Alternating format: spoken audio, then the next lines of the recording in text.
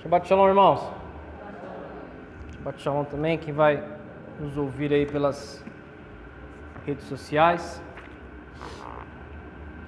Estamos na porção 49, Kitetse. Porção 49. Uma porção grande. Moisés fala sobre bastante coisa nessa porção. Moisés está ali, eu imagino Moisés ali num lugar alto, falando em um lugar com acústica boa, né? E ele lembrando de um monte de coisa, ó, não esqueçam disso, não esqueçam daquilo, ó, quando você entrar na terra, não esqueça disso, não esqueça daquilo, né? E ele foi lembrando o povo de Israel muitas coisas que foram ordenadas, né, em Número, Levíticos e Êxodo também, né, e algumas coisas vieram com algumas novidades, né. Então abram suas Bíblias em Deuteronômio 21, versículo 10. 21, 10.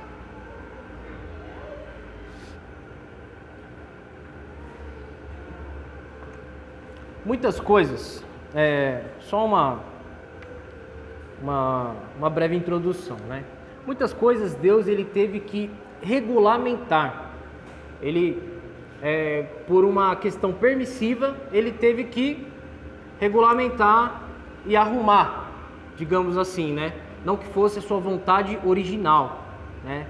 A gente sempre cresceu com essa ideia de vontade permissiva e vontade original de Deus. Então, muitas coisas que nós vamos ler aqui nesta porção, com certeza não eram o ideal de Deus, a sua vontade original, né? Mas devido à queda do homem, devido ao pecado, devido a muitas questões culturais até, sociais, Deus teve que regulamentar, né, para que não fosse conduzido de uma forma injusta, né?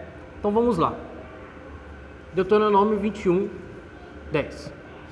Quando saírem à guerra contra seus inimigos e Adonai seu Deus os entregar a vocês e fizer deles prisioneiros, quando um de vocês, versículo 11, quando um de vocês vir uma mulher que lhe agrade entre os prisioneiros e se sentir atraído por ela e desejar que ela seja sua mulher, leve-a para sua casa, onde ela raspará a cabeça, cortará as unhas, retirará as roupas de prisioneira.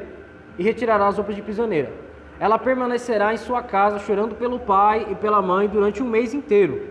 Depois disso, esse homem poderá manter relações com ela e ser seu marido, e ela será sua mulher. No caso de perder o interesse por ela, ele a deixará partir se ela quiser, mas não poderá vendê-la nem tratá-la como uma escrava, pois ele a humilhou. É uma passagem bem interessante, né? E uma coisa que eu quero frisar, né? Esse trecho aqui, no 14. No caso de perder o interesse por ela, é dentro desse período de um mês, tá, gente? Não é de ter passado um mês, né? Ele ter tido relação com ela e depois querer dispensar ela por qualquer motivo. Por isso que eu mandava cortar o cabelo, deixar ela numa feia, porque de repente no fervor da guerra, ele viu aquela mulher atraente. E com o passar do tempo, a beleza deixa de existir. Sim. Então, para evitar isso, ele deixava ela, quando chegasse, ela não teria toda aquela beleza para evitar que acontecesse depois, quando ela começasse a envelhecer, ele abandonasse. É interessante também que o raspar a cabeça era feito no ritual do Nazireu, né? Quando ele encerrava o seu voto de nazireado, e também era feito quando o leproso retornava ao acampamento. Então, o raspar a cabeça, além de deixar ela feia, né, para que o homem israelita não visse só beleza nessa mulher estrangeira, também era uma purificação. Ela tinha que trocar as suas vestes, né? E a gente usa muito, né, a palavra vestes, né, na questão espiritual, né? Então ela ficava ali um mês em observação para ver se ela iria também aderir à fé do povo de Israel, né? Então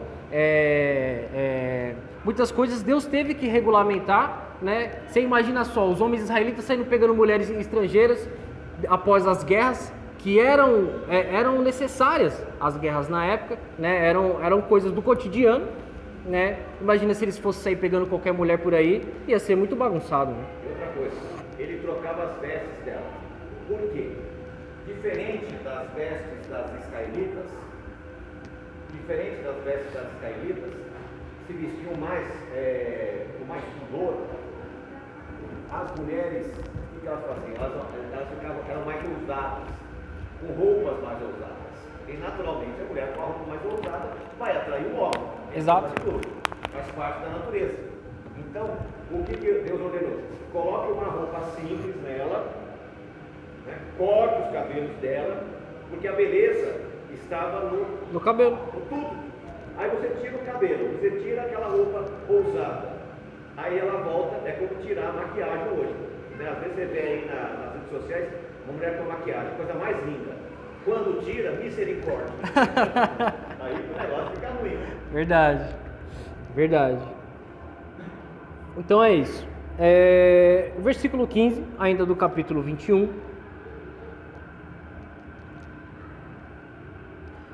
Novamente, irmãos, houveram coisas que Deus precisou regulamentar.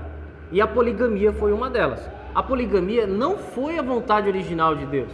Você vai lá em Gênesis 2:24, fala: e deixará o homem o seu pai e sua mãe, e iniciar a sua mulher, e não as suas mulheres, tá? Mas nesse tempo havia muitas guerras, e imagina se Deus não tivesse permitido a poligamia, aí sim ele seria injusto. Imagina a quantidade de viúvas que haveriam, porque em momentos de guerra muitos homens morriam, né? Então vamos lá, olha só aqui o que o Senhor ordenou em relação a essa questão.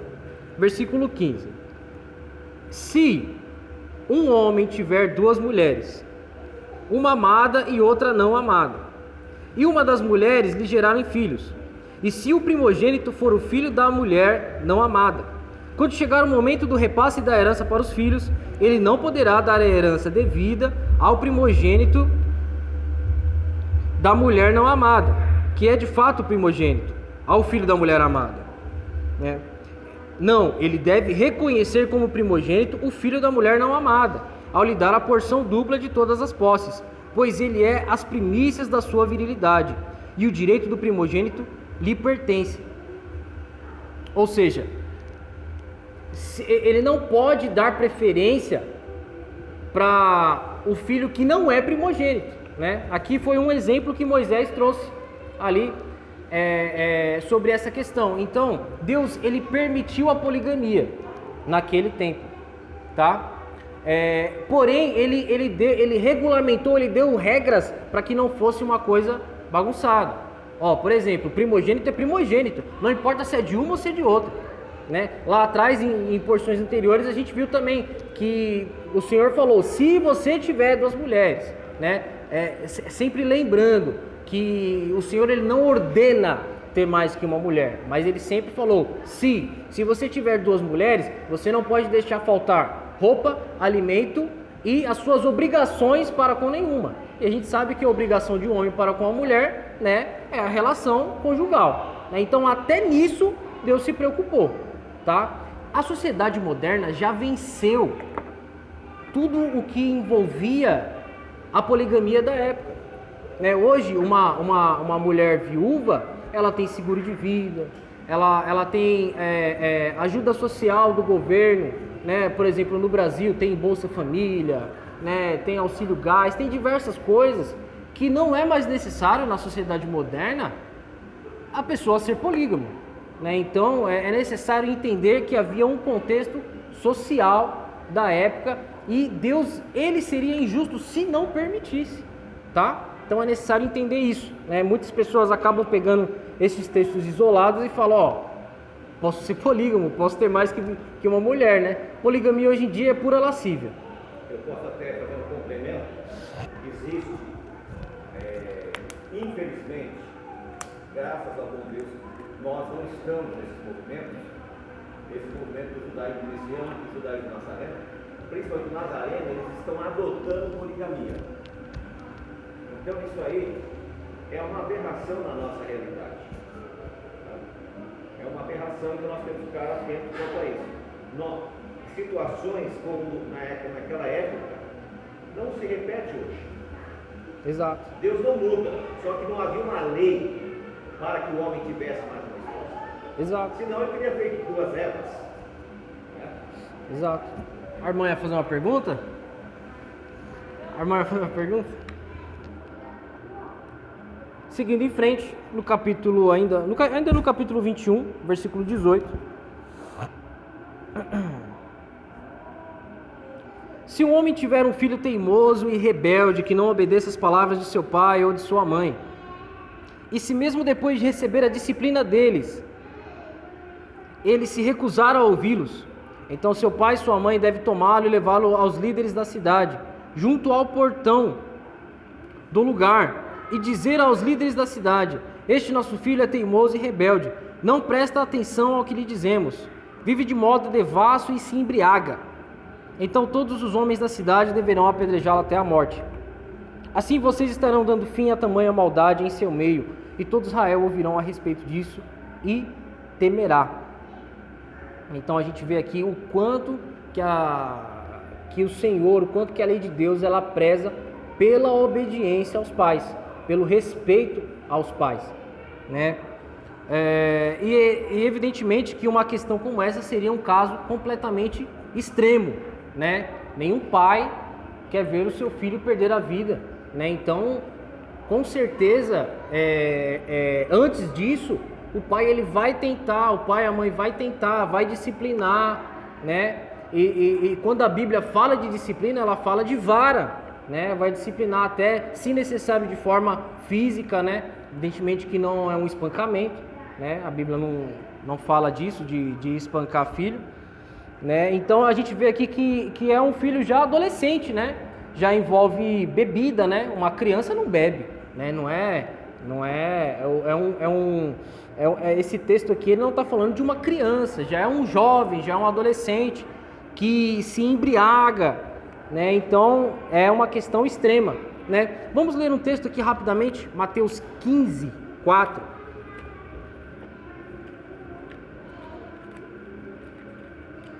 Vamos ver o que Jesus acha do filho que desonra o pai.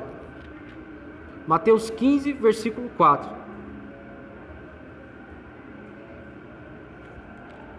Será que Jesus tem uma posição assim tão raiz, tão radical quanto essa? Mateus 15, 4. Palavras de Jesus. Porque Deus disse: honre seu pai e sua mãe, e quem amaldiçoar seu pai ou sua mãe terá de ser executado. Então você vê aqui que Yeshua ele endossa o que a Torá diz, né? Então respeitem os seus pais. Às vezes as relações com os nossos pais podem ser um tanto quanto conflituosas, né? Mas honre seu pai, sua mãe, respeitem, né? Porque o Senhor ele leva muito a sério isso. Como que tá aí? Morra de morte? Rapaz. Morrer de morte.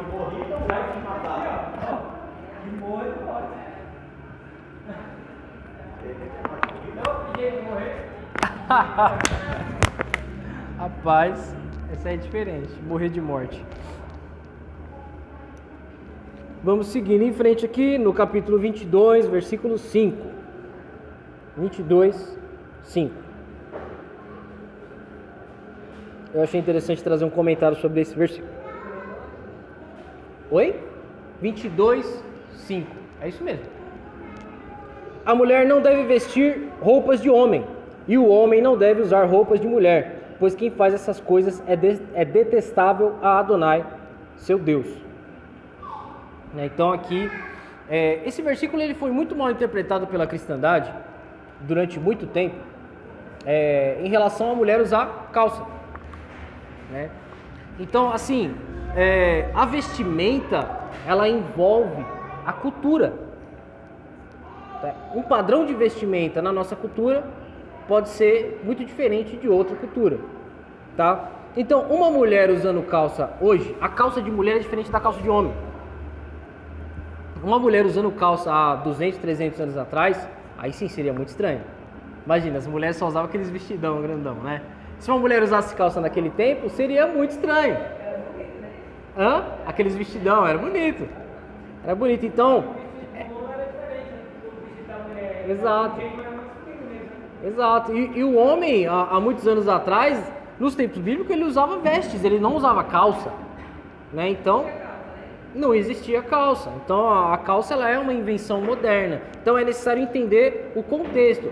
É possível, né? Se a gente usar o bom senso, é possível ver quando uma mulher está usando roupa de homem e quando o homem está usando roupa de mulher, né? Então, a gente tem que ter o bom senso, ser sensato. Esse texto aí refere-se à questão de transvestir. Exato, exatamente, é isso. O homem querer se vestir de mulher por questões sexuais ou a mulher se vestir de homem. Essa semana eu vi uma coisa que eu achei que me chamou a atenção. Era uma moça com uma outra pessoa que eu não conseguia identificar se era homem ou mulher. Depois eu identifiquei que era uma mulher, só que vestido totalmente homem, todo jeito de homem. Aí eu fiz uma pergunta para Raquel: que coisa estranha. Se a mulher gosta de mulher, por que ela está com uma mulher vestida de homem? Não é estranho? Então, se ficar com a mulher vestida de mulher, ela tem um homem aí, como se diz, Nutella, não sei. E o rapaz mais dele que ele vem na saída, ele perguntou para a mulher assim: você vai ver ela, sabe? Falou: por que você quer ser homem? Falou para ela, né? Aí ela, sabe o que ela falou para ele? Porque eu odeio o homem. Aí ele falou: por que você quer ser homem?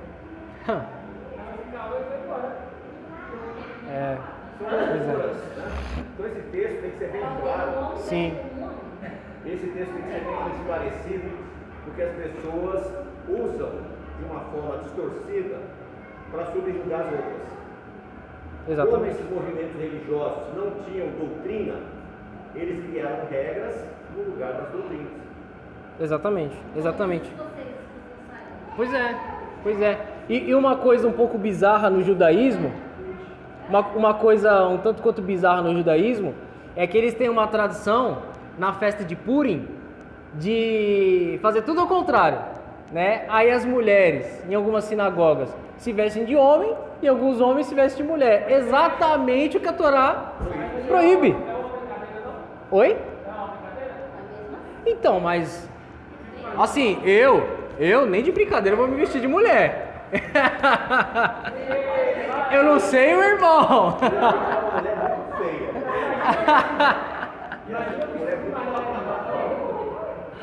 Eu não sei, irmão, mas eu nem de brincadeira faço esse tipo de coisa. não, eu ia ficar uma merda muito feio, ó. Ai. Lá no Ceará tem uma cultura, eles falam que é a época dos caretas. Mas eu não lembro direito como é que é o nome da festa. Tem uma festa. Eles se vestem de mulher. Os homens mesmo. Até o meu pai, que era menino da machão, Mas cearense é assim mesmo. Cearense é meio diferente. Cearense é diferente. Pois é. mas é uma cultura do local.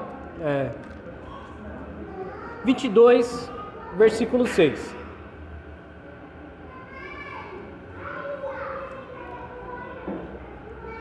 Aqui a gente vê o quanto que a lei de Deus se preocupa com detalhes. Olha só que legal. 22:6. Se enquanto estiver andando, vir um ninho de pássaros em uma árvore ou no solo, com os passarinhos e os ovos, e a mãe estiver sobre os filhotes ou sobre os ovos, não tome a mãe com os filhotes, deixe que a mãe fuja, mas você pode ficar com os filhotes, para que tudo vá bem com você e sua vida seja prolongada, né? Esse é o conceito de caça predatória, pesca predatória, né? Se você caçar tudo de uma vez, você vai extinguir o animal, né? Se você pescar tudo de uma vez, você vai extinguir aquele peixe, né? Antes de eu conhecer qualquer parte da vida, eu era criança, né? Eu era acostumado. O predadorzinho, né? Estilingue? Estilingue, a farrolinha, né? Só que quando eu matava ela pequenininha, que ela tava choca, lá na época eu lembro que eu não me sentia bem. Eu não sabia de nada. E quando eu matava ela assim solta, sabe? E não tinha filhote de perto, nem ovo, nem nada, eu achava normal, eu achava até legal. Mas quando era no rio, eu lembro que me dava Pois é. Pois é. Um estremelique no coração. 22, 10. Deuteronômio 22, 10. Não are com um boi e um jumento juntos. Não use roupas feitas com 2 tipos de fios, lã e linho juntos. Tem um outro versículo que fala que não fala do tipo de fio, né? Só fala para não usar. E a questão de plantar. Você não pode plantar você mesmo diferente do mesmo lugar, pode? Sim, não pode. Aí é válido isso aí. Ah, claro. Será que tá Igual, tipo assim, posso plantar tipo uma couve, por exemplo, uma doce, não pode. Então, Diferente, não são? então é assim. Diferente. Se eu não me engano, os maias ou os incas, eles fazem misturas de sementes. Eles há muitos anos, né? Faziam, né? Eles faziam misturas de semente e eles conseguiam criar milhos diferentes, né? Então eu acredito que essa mistura seja isso, você misturar tipos de sementes e tentar criar algo novo, tá? Uma nova planta, algo híbrido, né? Tanto que tem outra passagem, não está aqui, que fala sobre você cruzar animais de espécies diferentes, né? O animal ele vem estéril, né? Irmão, você que é da roça, me ajuda aí. Qual animal que é estéril? A jumenta? A mula. Obrigado. Eu fui criado na cidade, me ajuda aí, irmãos. Então, assim, a mula, ela é estéril, né? Porque ela é uma mistura de cavalo com jumento. Obrigado. Eu nasci na cidade. Então, assim, por exemplo, se os irmãos... Também. Tem o ligre, que é a mistura do leão com o tigre. O animal, ele vem doente, ele vem enorme, ele vem desproporcional e estéril. É um animal que sofre, né? Então, é esse conceito de mistura, né? Então, muitas vezes na Torá, mandamentos relacionados são falados juntos. A questão da roupa também, não pode misturar, né? Só lã e linho. Então, a discussão não pode misturar, né? Então, as nossas roupas misturadas, a maioria não é lã e linho, tá? Às vezes é poliéster, às vezes, entendeu? Elastano. Isso, algodão. Então, assim, tem muita gente que às vezes... É porque essa passagem ela deixa claro que é lã e linho. Mas tem outra, se não me engano, que é em Números, ou em Levítico, não lembro de cabeça, que fala que fala apenas sobre não misturar 2 fios.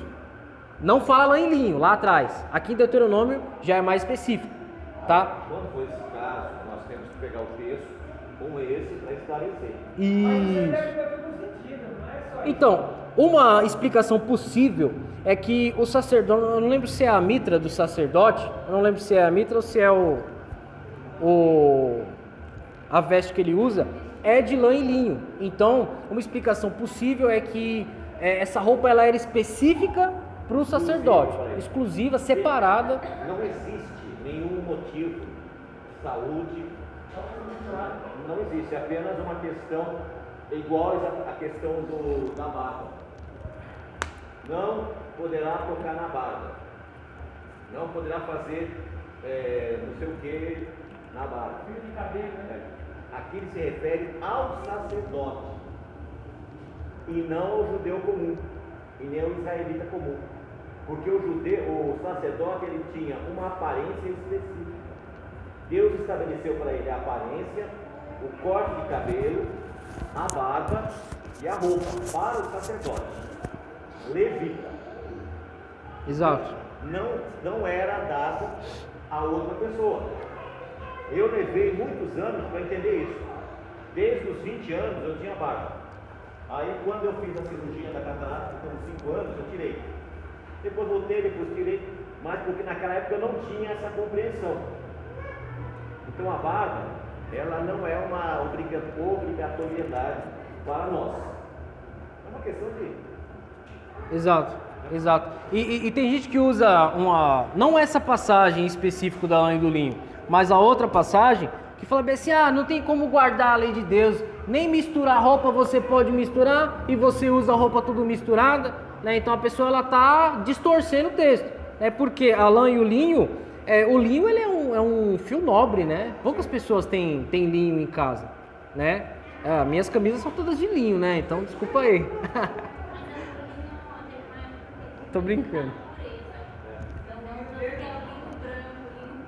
Isso. Então é necessário entender que a separação é lã e linho, tá bom? Por exemplo, o sacerdote, ele não poderia casar com mulher viúva e nem com mulher que não fosse virgem. Por quê? A mulher do sacerdote representaria a congregação, a igreja. Então ela tinha que ser pura. O outro judeu poderia, não tem problema nenhum. Você vê que no caso da Ruth, ela era viúva. E o marido dela, fugiu o nome agora, que apareceu depois, o marido de Ruth, como é que era? Marlon? Não, Marlon era o marido, o que casou com ela. Boaz. O Boaz casou com ela e ela era viúva. Mas ele não era sacerdote, aí podia.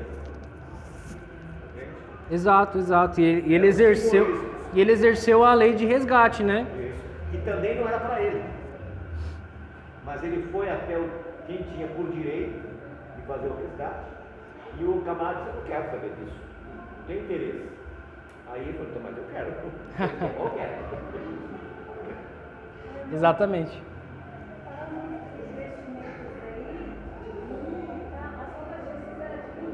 Oi? As roupas de Jesus eram de mim? Não acredito que não. Porque ele não era sacerdote? Eu acredito que não. E era assim, costura, quando a roupa dele foi Não a roupa, a capa. A capa que era? Aí fala que a roupa dele era assim. Não, a capa. Então, mas como que é falar isso? Não, porque a capa não precisa ter costura. É um tecido só. Por exemplo, o talite não tem costura. Entendeu? Ele não é como a roupa. Então a capa que ele estava usando era um talite. Como quem fez a tradução não fazia a mínima ideia do que era aquilo, aí colocou uma roupa. Capa, né? Colocou capa. Vamos ler rapidamente. 2 Coríntios, capítulo 6.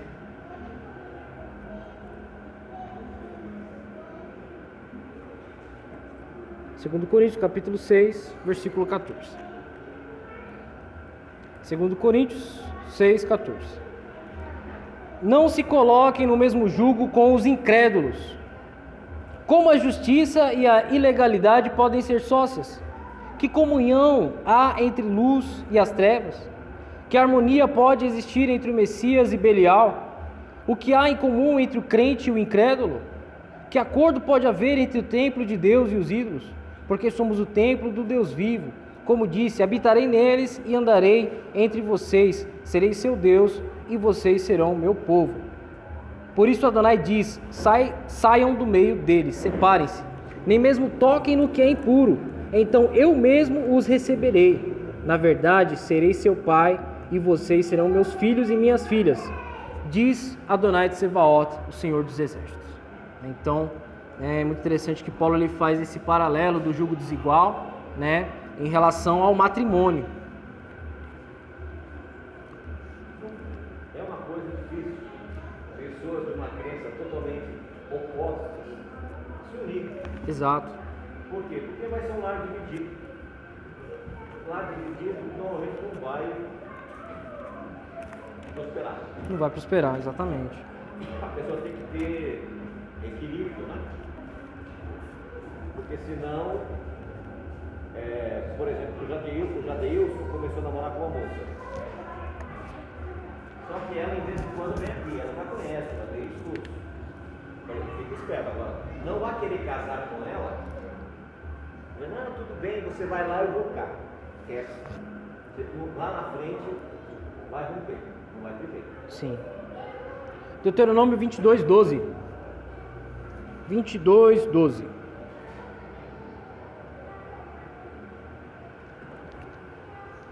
Faça para si mesmo cordões trançados nos 4 cantos da roupa que usar, da sua vestimenta. Vamos para... É isso aqui que era colocado. Exatamente. As franjas, também muito traduzido como franjas. Vamos também para Números 18. Às vezes os irmãos vão ver nas nossas roupas e vão ficar pensando, nossa, mas o que é aquilo? O que é isso? É só para sacerdote, né? Não, isso é para todos os israelitas. É Isso. obrigado a não, né? Para os israelitas. Que é as franjas. O propósito das franjas era justamente fazer com você se lembrar dos mandamentos. Então nós gentios não precisamos usar esses negócios, né? Oi? Gentios não precisam usar esses negócios. Se ele quer ser Adonai, é bom ter. Porque toda vez que você olhar, você vai lembrar dos mandamentos. Se o cidadão vai fazer qualquer coisa errada, ou para não. A irmã pode pecar com seus olhos? A irmã está sujeita a pecar com os olhos? Vamos ler aqui, Números 18. 18 não, 15. Números 15. 15, versículo 38.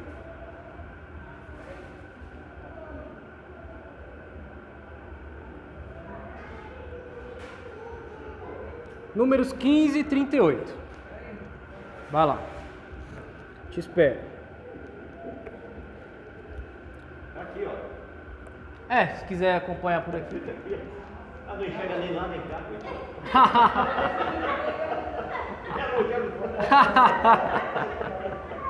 Mas já não pega mais. Já não pega mais. Números 15. Eu comecei a pegar aqui, mas eu cheguei. Números 15, 38. Fale ao povo de Israel. Povo, não é só sacerdote. Fale ao povo de Israel. Instrua-os a fazerem todas as gerações. Todas as gerações. Tzitzit, né? Ou franjas. Como que tá aqui? Bordas. Como é que é? Franjas, né? Franjas. Certo. Nos cantos das suas roupas. E a colocarem com o tzitzit, né? Com a franja de cada canto, um fio azul. O tzitzit servirá para vocês olharem para ele e lembrarem de todos os mandamentos de Adonai e obedecerem a eles, para que não sejam desviados pelo próprio coração e pelos olhos, sendo levados a se prostituir. Que o tzitzit, né, que as franjas, os alude a lembrarem de todas as minhas ordenanças e obedeçam a elas e serem santos para seu Deus. Eu sou Adonai, o Deus de vocês, que os tirou da terra do Egito, com o objetivo de ser o seu Deus. Eu sou Adonai, o Deus de vocês. Tá? Será que Jesus usava isso? Vamos lá. Mateus 9.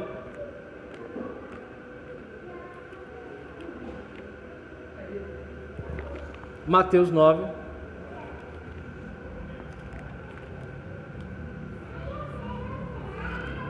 Versículo 20. Mateus 9, 20. Quem não achou, olha na tela aí. Mateus 9, 20. Uma mulher que sofria de hemorragia, fluxo de sangue, havia 12 anos, chegou por trás dele e tocou o tzitzit de seu manto, a franja, né? Aqui está a orla, a borda, tá? O que Yeshua usava? Como um bom israelita, obediente da Torá, o que ele usava na borda de sua veste? Franjas. Mateus 14, 36.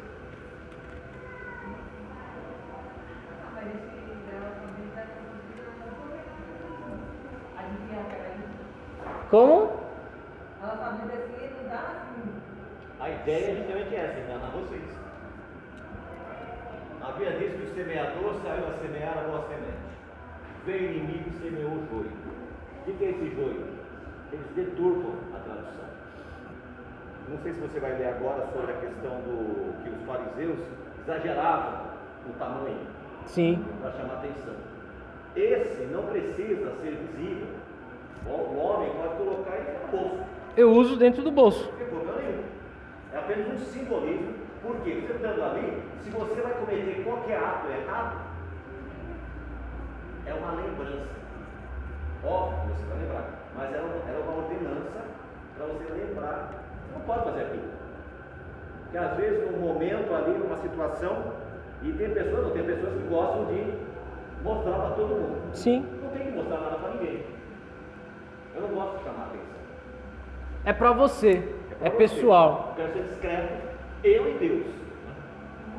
14:36. Mateus 14:36.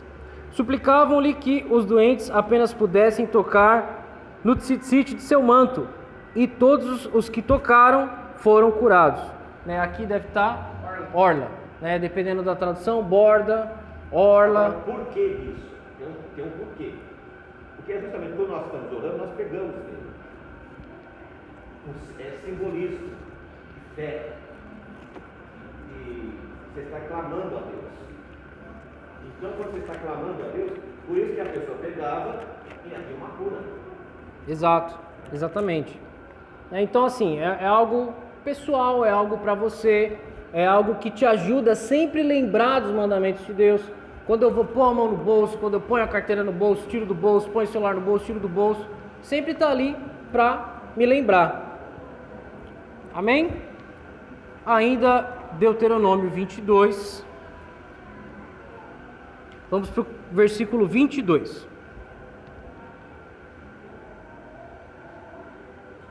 Se um homem for encontrado dormindo com uma mulher casada, os dois deverão morrer. O homem que foi para a cama com a mulher,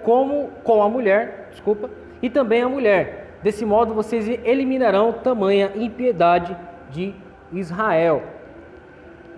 Se uma jovem virgem tornar-se noiva de um homem, e outro homem a atacar na cidade e mantiver relações com ela, levem os dois ao portão da cidade e apedrejem-nos até a morte. A jovem por não ter gritado por socorro na cidade, e o homem por ter humilhado a mulher de seu vizinho. Desse modo vocês darão fim a tamanha impiedade no seu meio.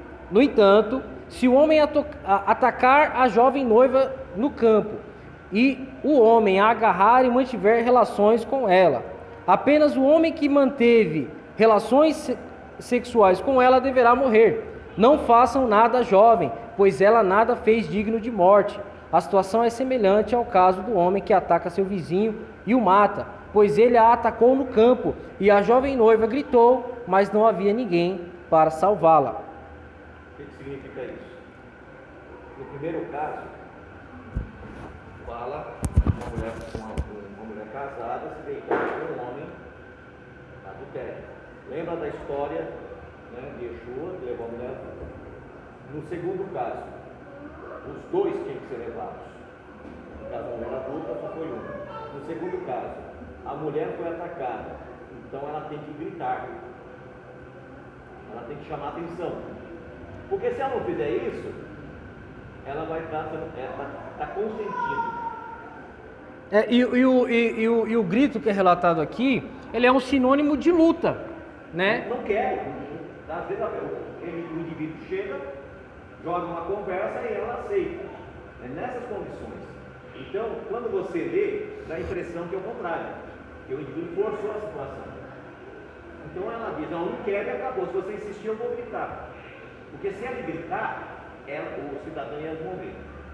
Lá no campo, não adianta ela gritar que ninguém vai ver. Exato, exatamente. Versículo 29.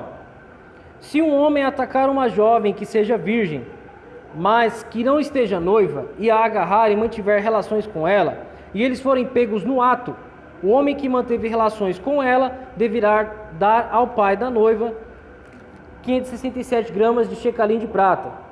E ela se tornará mulher dele, pois ele a humilhou, ele não poderá se divorciar dela enquanto viver. Tem muita gente que pega esse versículo para falar bem assim, olha só que absurdo, um estupro gerou um casamento. Não é isso.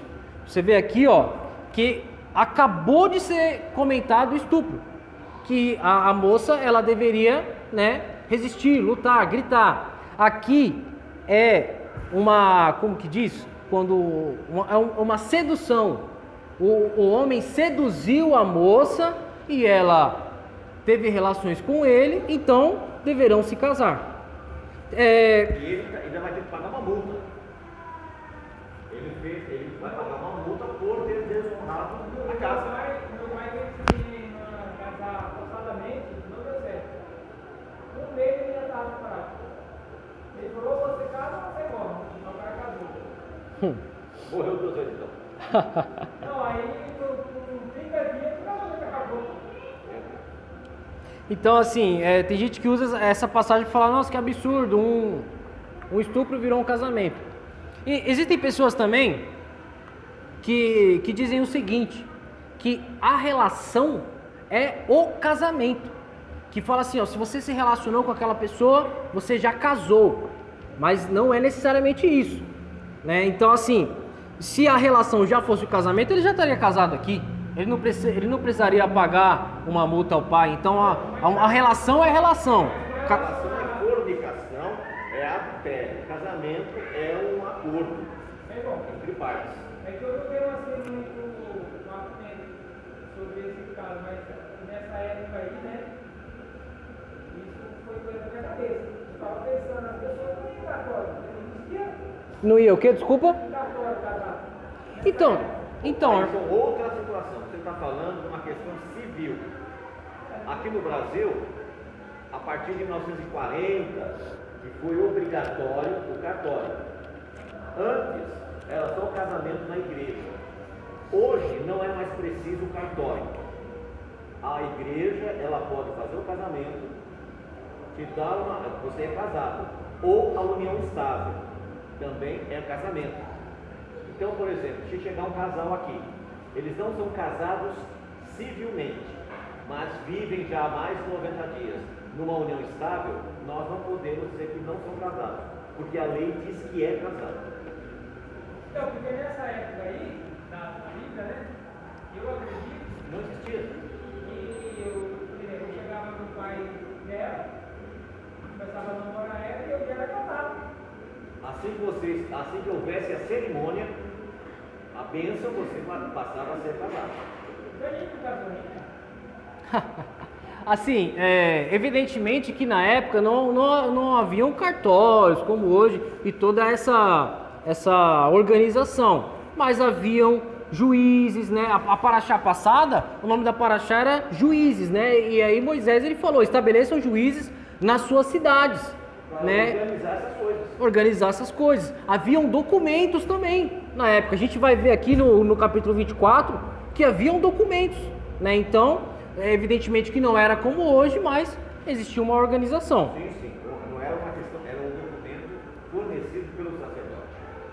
Quando você casa numa sinagoga, você recebe uma ketubá. Você recebe um documento, aquilo ali tem valor do casamento. Ninguém contesta. O rabino, o pastor e o padre, eles têm a mesma autoridade que o juiz de paz nessa situação. Diante da lei, tanto o rabino, como o pastor, como o padre, quando ele assina a ketubá, quando o rabino, o pastor assina o documento de casamento, é a mesma coisa. Tem o mesmo valor que na lei. Exatamente. Vamos agora no capítulo 24, né? Um texto muito importante da porção, a gente não pode deixar passar em branco. É um assunto um pouco complexo. Você sabia que na igreja católica eles dobram o casamento? Não é barato não. Eles dobram o casamento. Não é barato não. Mas sabe por quê? Para as pessoas dar valor.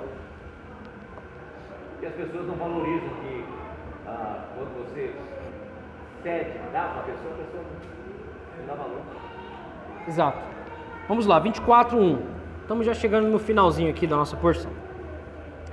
Esse é um assunto difícil, um assunto complexo, né? Mas a gente não pode pular, a gente precisa falar, né? Porque a Torá, ela é instrução, ela é ensino, aprendizado. Então a gente precisa, né, passar por isso. Vamos lá. 24:1.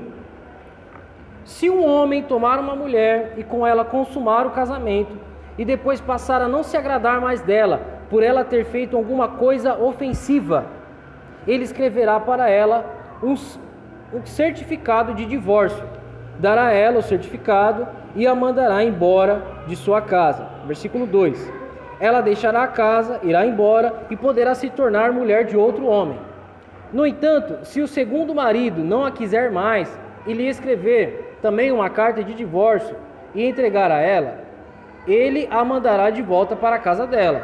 Ou se o segundo marido com quem se casou morrer, o primeiro marido que a mandou embora não poderá recebê-la outra vez como sua mulher, pois ela está maculada.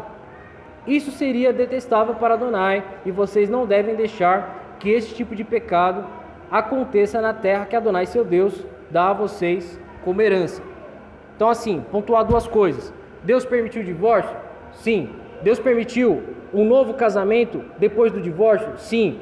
Se houver motivos legítimos, tá? Então vamos lá para Mateus. Mateus 5. Oi? Vamos lá, é aí que eu vou chegar. Mateus 5, 31. Vou fazer o seguinte, desculpa, Breno. Volta ali no 24. Vamos ver ali qual foi a palavra que está nessa versão aí, Almeida. Tá? Aqui na minha versão, alguma coisa ofensiva. Tá? É no versículo... Coisa indecente. Isso. Versículo 1. 24:1.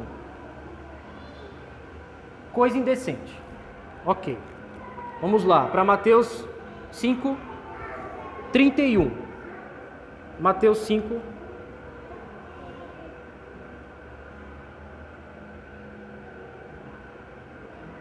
Vamos primeiro para Mateus 19, que a gente vai entender o contexto melhor. Mateus 19, versículo 3.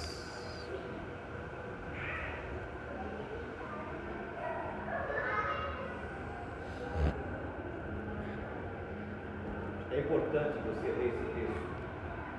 Vamos colocar os pingos nos is. Isso aí tem causado muito sofrimento nas famílias. Quando, no caso da Torá, ela não foi mexida, ela é clara.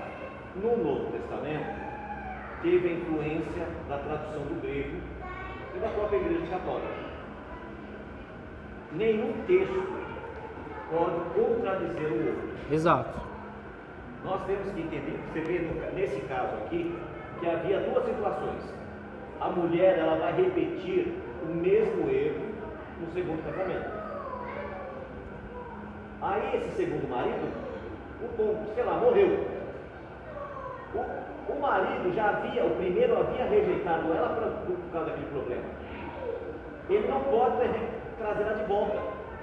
E hoje eu vejo os pastores orientando, a mulher sai, separa do marido, se deita com outro homem, aí a igreja começa a orar para que ela volte com o marido. Isso é adultério. Ela foi lá, se misturou com o outro, né? Como se diz, profanou o corpo dela, porque a Bíblia diz que o nosso corpo é o Espírito Santo. Aí você traz aquela mulher para dentro de casa. Esse é o pecado. Não é possível. E isso que orienta as pessoas. Quando eu faço casamento, eu já oriento bem. Antes do casamento, a conversa que eu tenho é essa. Presta atenção, a igreja ensina errado. Se você traiu seu marido ou a sua esposa, porque a lei é para os dois, se você traiu seu marido ou a sua esposa, vocês não poderão voltar. Porque se você voltarem é adultério. Exato. Exato. E assim, né, para deixar claro para os irmãos, a gente não está julgando aqui caso de pessoas, de ninguém. A gente não está fazendo juízo de valores de ninguém. Então, assim, o que aconteceu no passado, né, Então, apaga tudo, né? Como o irmão gosta de falar, apaga tudo. Outra coisa, isto era para o povo de Israel. E é para o povo que está na Teshuvá, que aprendeu. Agora eu não posso a pessoa chegar aqui, infelizmente a vida dela foi um tropeço em cima de tropeço, e falar, não, você vai ter que separar, vai ter que acabar com esse casamento, não pode. Exato. A Bíblia diz, Deus não leva em conta o tempo da ignorância. Da mesma forma que a Bíblia não proibiu o homem ter mais de uma esposa, mas hoje já não é conveniente, por vários fatores, a questão dessa situação. Então, quando vai ser feito um casamento, a gente é bem claro, explica para evitar isso. Porque tem muita gente que separa pensando em voltar. Pois é. Aí ele vai melhorar. Vou dar esse castigo nele. Só que quando sai, ele se mistura. Sai com outras pessoas, aí depois volta. E isso é prostituição. Exatamente. Então vamos lá. 19:3, para a gente entender todo o contexto. Porque muitas pessoas pegam esse texto aqui para falar, tá vendo? Ó, Jesus revogou o divórcio. Mas não é isso. Vamos lá. Exatamente. 19:3. Se ele deu essa lei para Moisés, o Sinai, como é que ele ia mesmo cancelar? É inconsistente. Então a gente tem que casar as coisas, tá? O segredo está na palavra que a gente acabou de ler lá, coisa indecente, tá? Alguns fariseus se aproximaram dele e tentaram armar uma armadilha perguntando: é permitido ao homem divorciar-se de sua mulher por qualquer motivo? Olha só, na época de Yeshua haviam duas escolas, qualquer motivo, tá? 19:3. Na época de Jesus haviam duas escolas rabínicas, duas tradições, tá? Uma de Hillel, que alegava que aquela palavra que a gente leu lá em Deuteronômio, coisa indecente, podia ser qualquer coisa. Se a mulher queimou a comida, pode separar. Imagina só, quem já queimou comida das mulheres aí? Quem nunca? Quem nunca queimou, né? Pois é. Né? Então havia essa escola de Hillel, que era de certa forma mais liberal nesse quesito. Foi exatamente o que os fariseus perguntaram: qualquer motivo? Posso me divorciar por qualquer motivo? E já havia uma outra escola rabínica, que era a escola de Shammai, que fala exatamente da forma que Yeshua respondeu aqui, ó. Vamos lá. Versículo 4. Ele respondeu: vocês não leram que no princípio o Criador os fez homem e mulher? E disse: por esta razão o homem deverá deixar pai e mãe e se unirá à sua mulher, e os dois se tornarão uma só carne. Portanto, eles já não são dois, mas um só. Dessa forma, ninguém deve separar o que Deus uniu. Vou fazer uma pausa aqui. Aqui, quando ele volta ao princípio, ele está falando da vontade ideal de Deus. Lembra que lá no começo eu falei sobre a vontade ideal e a permissão? Ele não está revogando a permissão, ele está apenas falando da vontade ideal. Um outro parênteses também que eu abro aqui, quando ele fala, ninguém deve separar. Algumas pessoas do meu círculo de amizade já falaram o seguinte, que o casamento ele é indissolúvel em qualquer questão, espiritualmente falando, que mesmo quando uma pessoa se divorcia por um motivo legítimo, que a gente já vai ler qual é o motivo legítimo, para Deus ela nunca vai ser divorciada. Olha só, um absurdo isso, porque está falando que o que Deus uniu o homem não separe, o que seria impossível do homem separar, mas não é isso que está escrito. É necessário interpretar o texto. Aqui está falando no imperativo, para não se separar. Você não deve se separar, não que é impossível de separar, tá? Então vamos lá, abrir esse parênteses para que a gente entenda. Versículo 7. Eles lhe disseram: então por que Moisés ordenou que o homem deve entregar uma carta de divórcio à sua mulher e se divorciar dela? Ele respondeu: Moisés permitiu que vocês se divorciassem de suas mulheres porque seu coração é muito duro, mas não foi assim desde o princípio. E digo-lhes, entretanto, que quem se divorciar de sua mulher, a não ser por causa de imoralidade sexual, e se casar com outra mulher, comete adultério. Então vamos lá, o segredo está nessa palavra. a gente leu lá em 24:1, coisa indecente, e similares na tradução de vocês. E aqui está imoralidade sexual, que é a palavra grega porneia. Essa palavra grega porneia, ela é um tanto quanto abrangente. Pornografia.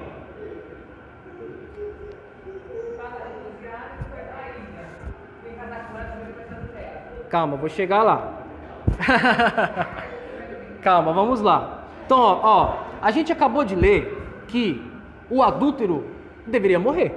E a adúltera também, né? Quando eu digo adúltero, homem e mulher, tá? Então, é impossível que Jesus estivesse falando aqui, quando ele fala imoralidade sexual, que ele esteja falando de adultério. São coisas diferentes. Porque o adultério não é carta de divórcio. O adultério era apedrejamento. Jesus não ia falar contra a lei de Deus. Jesus também ele não está falando de suspeita de adultério, porque a suspeita de adultério era aquele ritual da água amarga, lembra que a gente leu em porções anteriores? E ele também não poderia estar falando de uma mulher que mentiu ser virgem e foi descoberto que não era, porque nessa porção também tem o texto que é Deuteronômio 22, do 13 ao 21. Se vocês quiserem ler depois vocês marquem aí. Do 22, Deuteronômio 22, do 13 ao 21. Fala que a mulher, dizendo-se virgem e não era, deveria ser apedrejada. Exatamente. O problema não é ser virgem, tá? Porque o engano. Porque assim, um israelita poderia casar com uma viúva? Com certeza, para resgatar uma mulher que estava numa condição, não teria problema nenhum. O problema era ela dizer que era virgem. Tá? Então assim, A questão da repudiada. Lá no texto anterior, o que diz? A mulher ela é separada do marido e ela casa pela segunda vez. Ela já não foi repudiada? Como é que o segundo pode casar com ela? Então essa questão de repudiada existe uma outra explicação. E se ela que casou de novo, o marido morreu, o primeiro não poderia trazê-la porque ele havia repudiado. exato, exatamente.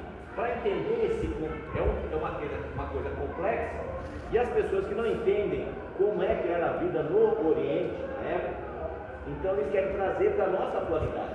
Exatamente. Nós temos que ter cuidado com isso. Por quê? Você vai ver ali que fala, nessa tradução está falando fornicação, outra coisa indecente. Aí depois comete adultério. O que é adultério? Adultério não tem nada a ver com sexo. Adultério é adulterar algo. Por exemplo, se você falsificar um documento, você é um adúltero. Se você falsificar qualquer coisa que você tirar do normal, então o adultério foi colocado como casamento, mas não tem nada a ver com isso.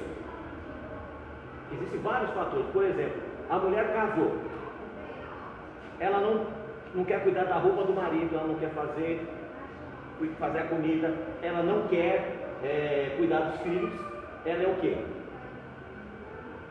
Adúltera. Ela não está adulterando a função dela? Qual era a função dela? Não era cuidar da família? O marido casou, não quer trabalhar, só quer ficar na farra. Ele é o quê? Adúltero, só que ele não trai ela sexualmente. Então a palavra adúltero é esse caso, por isso que foi permitido dar carta de dom por causa da dureza, porque não tem cabimento.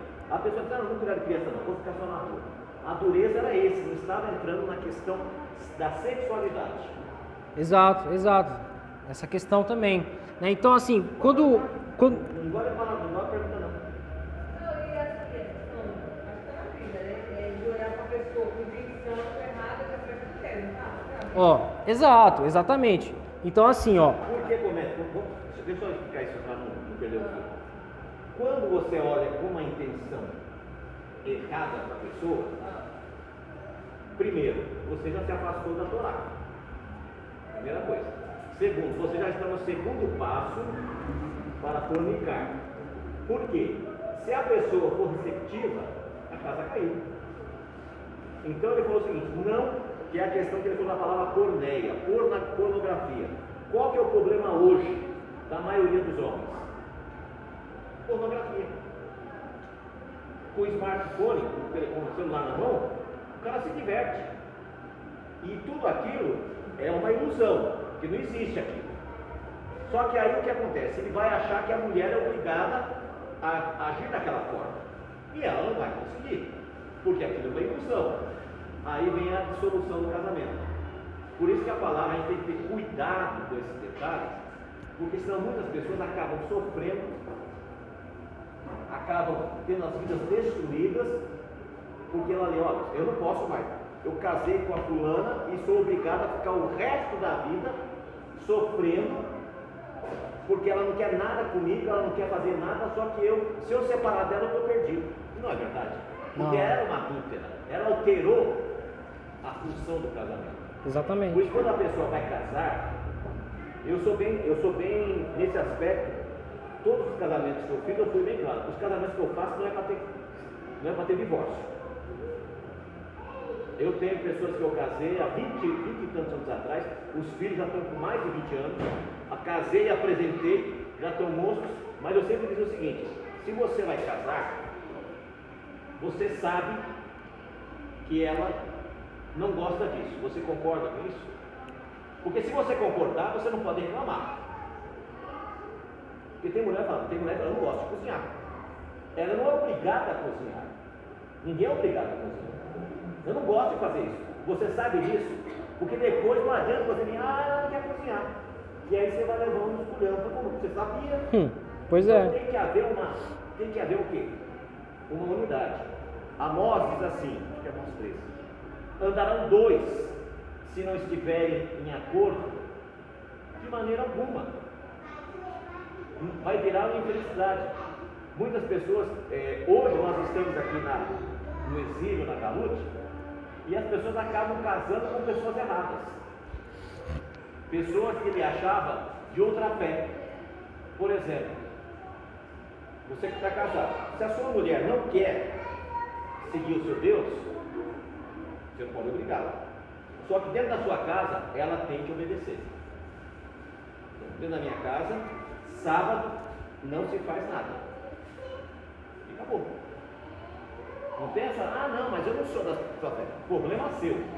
Mas a minha casa é de Deus. Então, é isso que as pessoas têm que entender. Depois a pessoa aceita a verdade depois de casado. Aí o que acontece? Aí fica uma situação mais complicada. Aí você não pode obrigar a pessoa a obedecer. Porque são situações diferentes. Então, cada caso é um caso que tem que ser avaliado. Tem pessoas que sofrem, só depois, lá na frente, que vai pensar, poxa, por que eu não fiz isso? Porque me enganaram. Conheço um monte de pessoas que vivem casadas, sofrendo, porque acham que tem que carregar aquele fardo. Exato. E isso é um fardo, né? Essa interpretação da cristandade que fala que o casamento ele é indissolúvel de maneira alguma, ele coloca um fardo nas pessoas, né? Então é necessário evitar os extremos, tá? Porque hoje também tem muitos líderes aí que se casaram diversas vezes, abandonam a sua esposa de 40, 50 anos para pegar uma de 20, né? Então é necessário evitar. Né? Então assim, né? Então assim, é necessário evitar os extremos. E o outro extremo fala que você não pode se divorciar de maneira alguma, né? Então a gente está vendo aqui que Jesus ele está falando que, aqui ó, vamos voltar no versículo 19:9. Digo-lhes entretanto que quem se divorciar de sua mulher, a não ser por causa de imoralidade sexual, e se casar com outra, comete adultério. Ou seja, e se for por imoralidade sexual, pode se divorciar e pode se casar novamente. Entendeu? É a lógica do argumento inverso. Por exemplo, se eu ligar o ventilador, o ambiente ficará ventilado. E o inverso, o que é? Se eu não ligar, não ficará ventilado. Então, se Jesus ele diz o seguinte: se você se divorciar de sua mulher, a não ser por causa de imoralidade sexual, e se casar com outro, comete adultério. Mas se você se divorciar por causa de imoralidade sexual, você pode se casar com outra, você não cometerá adultério, é só você, né, fazer o argumento inverso, né? Então, assim, tem pastores, eu já vi pastores falando para entes queridos meus, falou, ó, você pode até se divorciar, mas você não pode casar de novo. Ora, se o divórcio, ele é legítimo, por que né? Então, assim, você vai colocar um jugo na pessoa de viver solteira para sempre, a pessoa foi traída pela esposa, pelo cônjuge.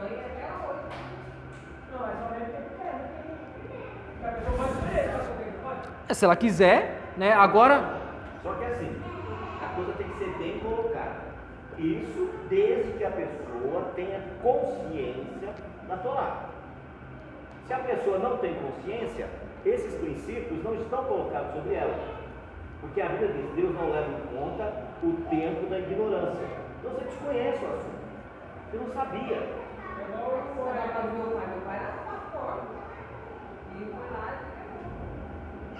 Pois é, então assim, ó, só pra gente focar aqui na palavra imoralidade sexual.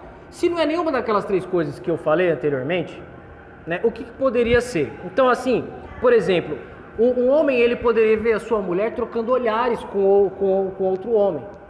Ela está sendo imoral, né? Ou se ela se vestir de uma forma indecente, né? Uma forma vulgar, e mesmo assim ele falar para ela, ó, não se veste assim, né? Ela está sendo imoral, né? Então assim, se em uma questão como essa, Jesus já falou que nós poderíamos nos divorciar, quem dirá um adultério? Efetivamente. Porque Jesus, no tempo dele, ele não poderia dizer que o adultério seria, o resultado de um adultério seria uma carta de divórcio, seria apedrejamento. Então, se naquele tempo um adúltero já era apedrejado, quem dirá agora? Então, tem pastores que falam, ó, se o seu marido te trair, você não pode se divorciar. Você coloca um julgo na pessoa. Ele que a pessoa... está indo contra o princípio. Por exemplo, a sua mãe. Você disse que seu pai adulterou. Se ela seguisse essa regra que a igreja prega, ela seria obrigada a ficar até hoje. E eu duvido que com a natureza dela, ela conseguiria ficar. Porque aliás é uma mulher enérgica. Ou não? Por você eu já vejo sua mãe. Pois é. Por você eu já vejo sua mãe. Pois é. Porque você é uma pessoa determinada. Então, as pessoas confundem as coisas. Quando eu falo, vamos começar do zero, vai começar do zero. Então, hoje você sabe que você pode. Só que aquela coisa, deixa eu voltar aí para a pessoa não entender. Tem pessoas que, por qualquer motivo banal, que pode ser corrigido, ele destrói uma família. Exato. Isso é pecado. Ele vai destruir uma vida. E aquela vida vai ser cobrada dele. Então não se destrói uma família por qualquer motivo. Tem que haver motivos que sejam Legítimo. coisas legítimas. A maioria das vezes a pessoa quer fazer uma separação por falta de pura visão. Como já aconteceu o caso, até já comentei aqui.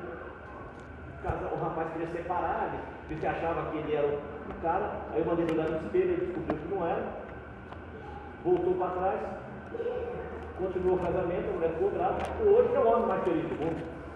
Falta de conselho. Só que na nossa época de hoje tem uma pandemia, né, de separação. Já é fora do normal, né?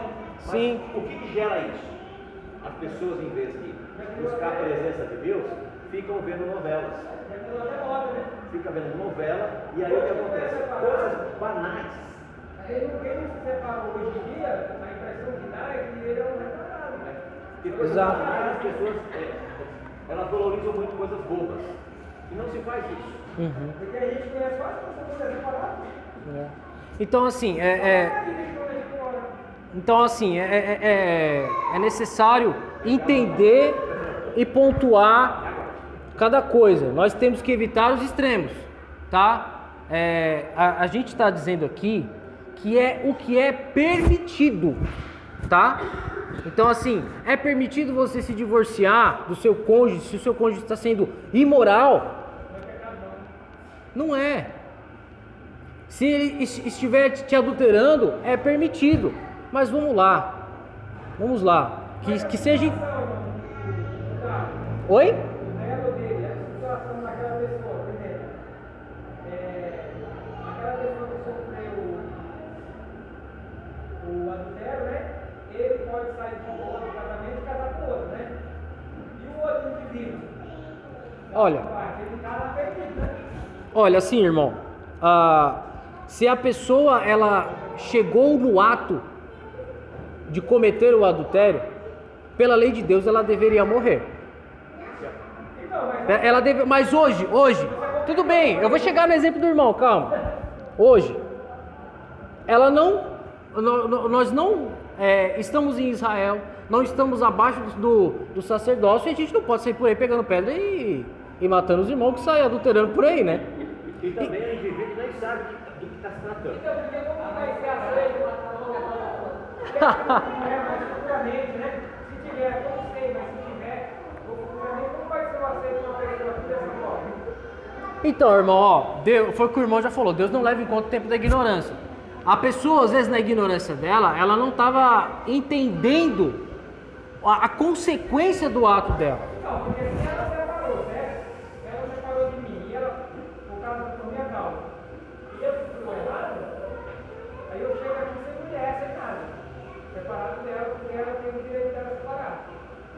Como que fica a minha situação? Sem mulher, sem marido, sem pecado, eu não vou ver mais. Por que separou dela? Então, irmão, é uma situação complexa. Eu entendo. Que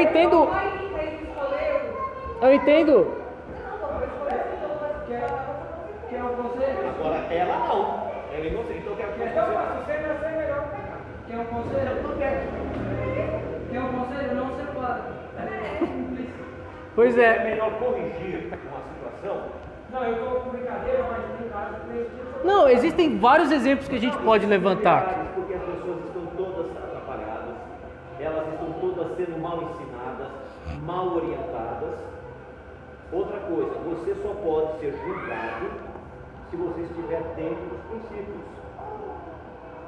Porque senão é injusto. Por exemplo, você não pode ser julgado aqui no Brasil pelas leis americanas.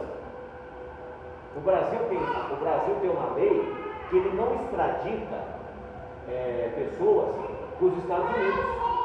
Mesmo que ele cometeu, você vai lá nos Estados Unidos, comete um crime e vem para cá.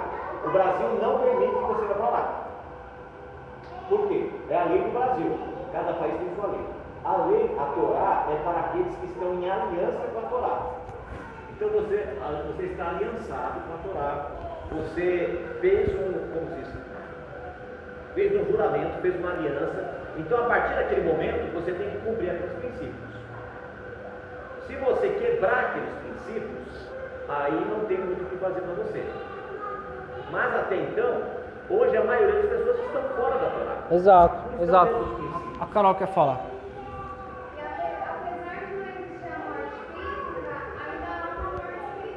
Exato. A maioria deles acontece isso. A pessoa acaba entrando numa situação De decadência. de decadência absurda. Exato. Absurda. Eu conheço vários casos de pessoas que eram líderes religiosos que se acabou. Exato. Entendeu? Se acabou. Então, e entrando nisso que o irmão falou, já houveram pessoas do nosso círculo de amizade que, por exemplo, falaram para uma pessoa que estava no segundo casamento, falou, ó, você está no segundo casamento e está errado, você tem que largar essa mulher e voltar pro primeiro. Gente, isso é um absurdo. A Bíblia proíbe, porque se ele voltar para o primeiro, no segundo ele não está adulterando. Se ele voltar para o primeiro, ele vai ser adúltero. Exato. Aconteceu lá em Argentina, aquela mulher que falava minha gaga, sabe? Ela separou do marido e casou com o outro. Juntou-se, né? Ela foi casada. Aí o pai não profetizou para ela, falou, ó, você está em adultério, porque esse aqui não é seu marido, então você trata de procurar seu marido. Ela pegou um trem lá, um ônibus lá para Amazonas lá, era longe, o lugar era longe. Eu não sei mais nem qual que é o nome do lugar, era lá, pronto, lá. Uhum. Ela foi lá, ele já estava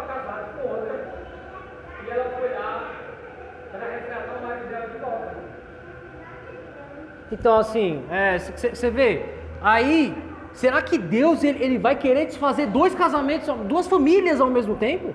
A pessoa, ela tá no segundo casamento, já tem ali uma segunda família, o seu antigo cônjuge tem uma outra segunda família. Será que Deus vai deixar duas famílias desamparadas?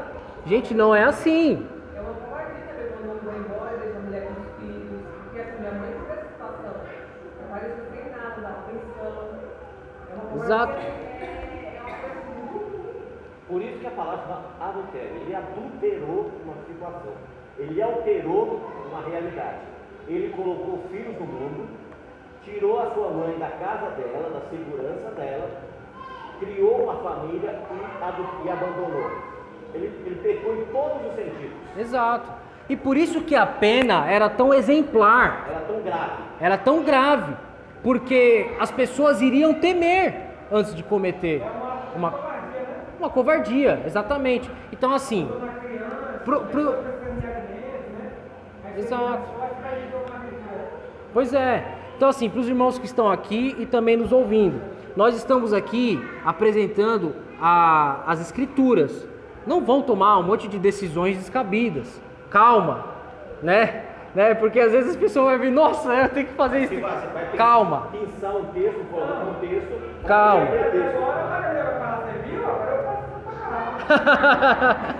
Calma. Calma, isso que eu tô falando para os ouvintes. Então, irmãos, aqui foi apresentado o que é permitido. Mas vamos lá. Perdoar ainda é o melhor a se fazer. Às vezes você vai conseguir salvar sua família com perdão. Às vezes o seu cônjuge te traiu, caiu, mas está arrependido. Ele precisa do seu perdão e ele quer, sabe, seguir em frente de novo, né? Até quantas vezes eu devo perdoar o meu? Às vezes. Significa isso. É impossível você pecar tantas vezes. Ou seja, o perdão é uma coisa que tem que ser constante, desde que haja arrependimento. Não se perdoa quando falhece. Exato, exatamente. Isso quer ser vergonha. Né? Apronta, depois vem igual cachorrinho para arrancar das pernas. Aí vem lá, no dia seguinte, esse não. Mas aquela pessoa que cometeu um ato, um erro, mas resolveu se corrigir com sinceridade, o perdão é bem-vindo. Exato, né?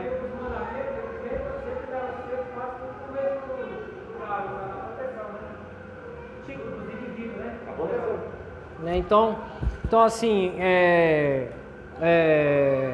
perdoar ainda pode ser a melhor opção para você, né? Vamos para 1 Coríntios 13 para encerrar. 1 Coríntios 13. Um outro texto que eu lembro também, que escreveu o apóstolo Paulo, se eu não me engano, né? Ele falou que o esposo ele deve amar a sua esposa como Cristo amou a igreja, né? Então, assim, será que nós pecamos de uma forma grande que Cristo perdoou, que Cristo precisou perdoar de uma forma grande também? Né? Então, 1 Coríntios 13. 13. 1 Coríntios 13. Também que tem um outro lado, usando a palavra de Deus de forma vazia, no sentido assim, vamos supor, eu estou errando com ela, né? E ela também pode usar esse argumento de querer cometer o pecado, né? Porque ela fala, não, eu estou usando a palavra de Deus, eu estou Está manipulando. Você não pode manipular a Bíblia. O casamento é uma unidade de duas pessoas. Hoje, na nossa sociedade, os dois têm que compartilhar na casa. Por exemplo, ontem nós estávamos fazendo um comentário sobre um assunto. Casa, o marido e a mulher, os dois trabalham, têm filhos. A obrigação é dos dois cuidar do filho e da casa. E tem marido que só quer dormir. Estou cansado, não quero fazer nada. Aí não. Ele tem que ajudar também, porque a mulher está cansada. Aí o que acontece? A mulher dele está cansada, o cansaço faz com que ela às vezes nem se cuide, porque não permite, e aí, tá vendo como você está? Olha isso aí. Mas a culpa é dele. Eu vi pastor nem trabalha, pode continuar. Não tem nada coisa. Ele trabalha, o cara não trabalha. Lá em casa ela é combinada, ela faz tudo e eu já vou pra fora. Eu acho que é o seguinte, nós temos que ajudar em todas as atividades. Eu levanto de manhã, lavo a louça, olha que eu estou fazendo café, eu lavo a louça. Não tem problema nenhum. Por quê? A Raquel tem as atividades dela, corre para baixo e para cima. Quando ela vai lá e lava. Depende da cultura do casamento. Não tem, ou seja, eu chego mais cedo, eu faço a janta. Se ela chega, ela faz. Porque é uma divisão de tarefas. Nós estamos na mesma casa. Estamos vivendo a mesma vida. Por que eu vou sobrecarregá-la ou ela vai me sobrecarregar? Então acho que tem que haver um equilíbrio. Fica dentro da pedra. Vamos lá, 1 Coríntios 13, 1. Para encerrar, né? Então, assim, para deixar bem claro para todos os nossos ouvintes, né? Aqui foi apresentado o que é permitido, mas a escolha ela é pessoal, tá? E perdoar ainda pode ser a melhor opção para você salvar a sua família, salvar o seu casamento. 1 Coríntios 13, 1. Posso falar as línguas dos homens, até de anjos.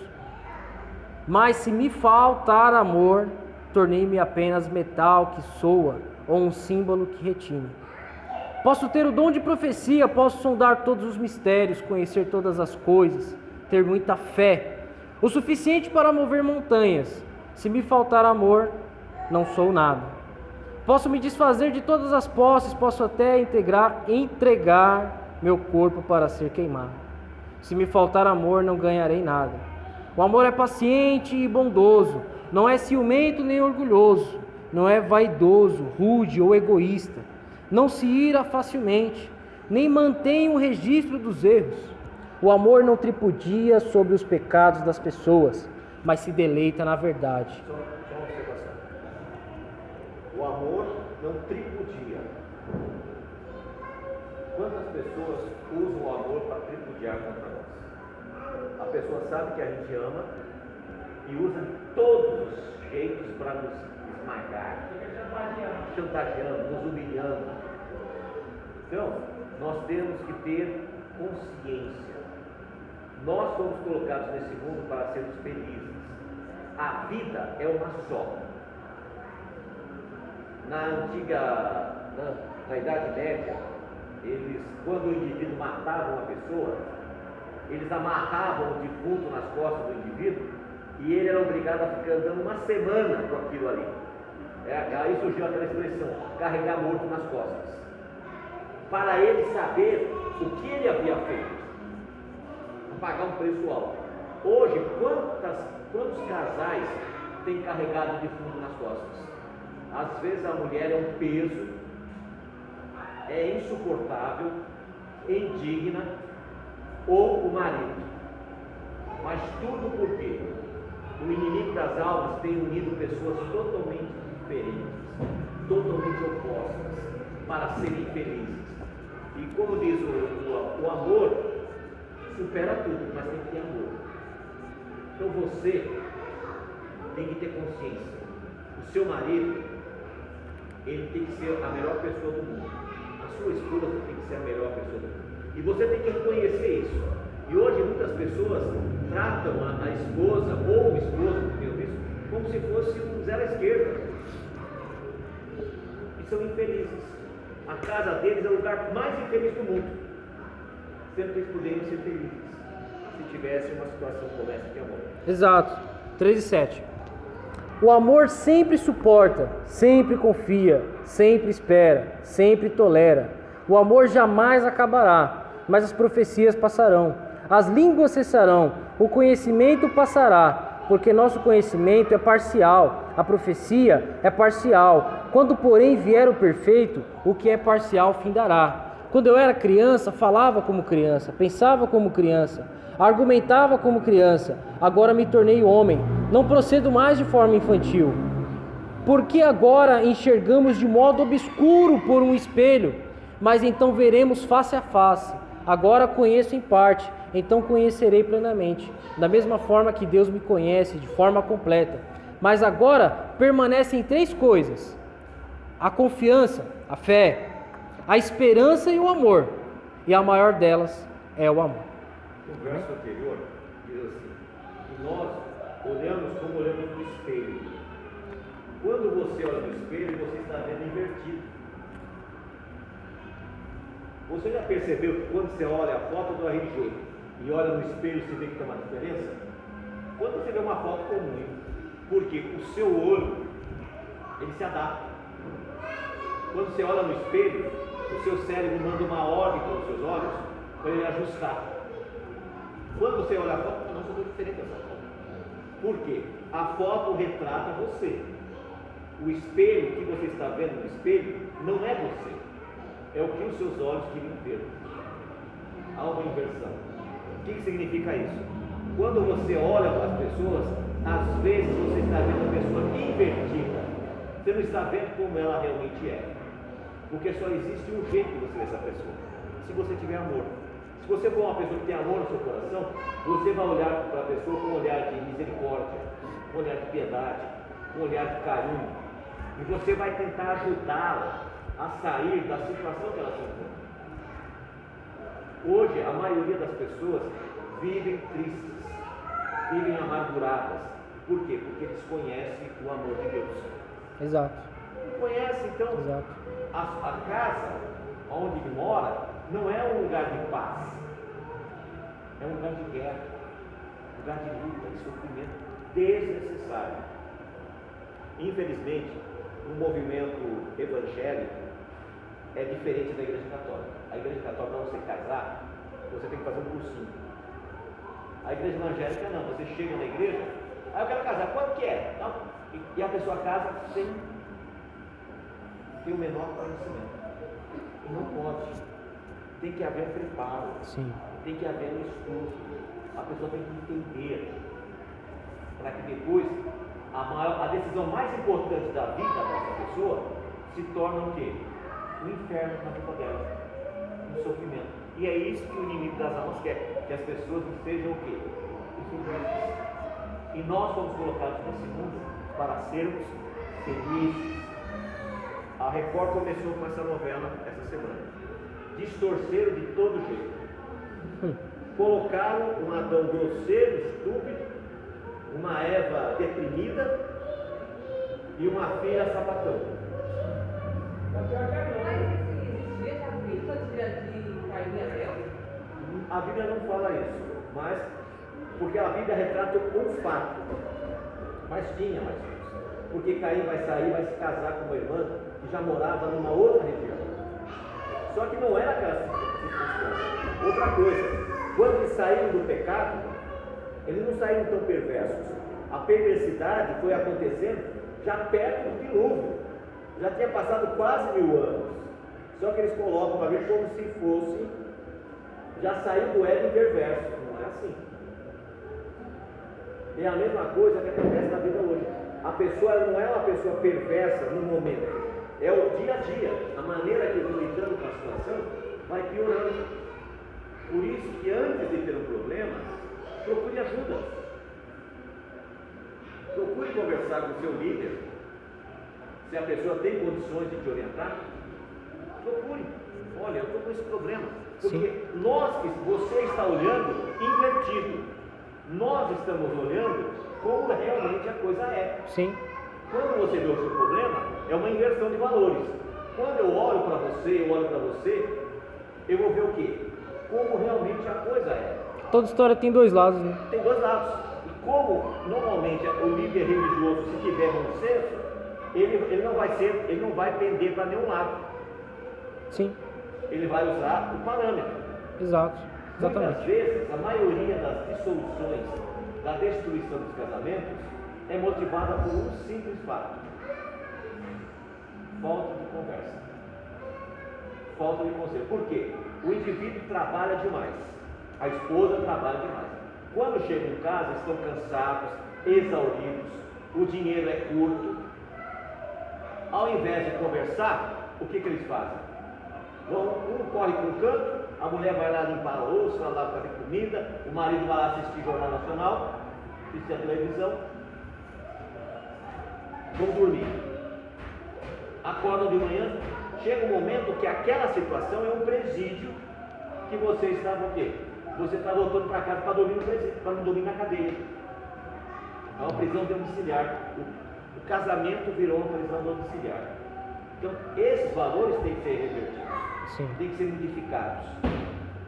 E nós precisamos reverter esse quadro. Exato. E essa paraxá é muito propícia para isso, para nos alertar. Você primeiro, não é obrigado a carregar um fardo que não foi você que proporcionou. Você não tem que pagar uma conta que não é sua. Você tem que colocar a tua vida no altar. Coloca a tua vida no altar, peça a Deus sabedoria. Deus vai dar sabedoria a você. E você vai conseguir resolver a sua situação. Olhe a família. Existem casamentos que os filhos sofrem demais porque os pais iam se matando. E aquele lar é um lar infeliz. Aí o que acontece? Acaba dissolvendo o casamento, acabam se separando, cada um no seu canto, famílias destruídas, filhos destruídos, e o mundo está de braços abertos para recebê-los, para acabar de destruir. Sim. Então, antes de tomarem decisões erradas, pensem nos filhos, pensem em vocês, pensem nos pais. Por quê? Um problema desse não afeta só você, afeta toda uma geração. Muito bem colocado a parte para isso, quando for tudo isso. Amém. Tem que ter coragem, porque não é fácil. Amém. Restante Shabbat abençoado para nós.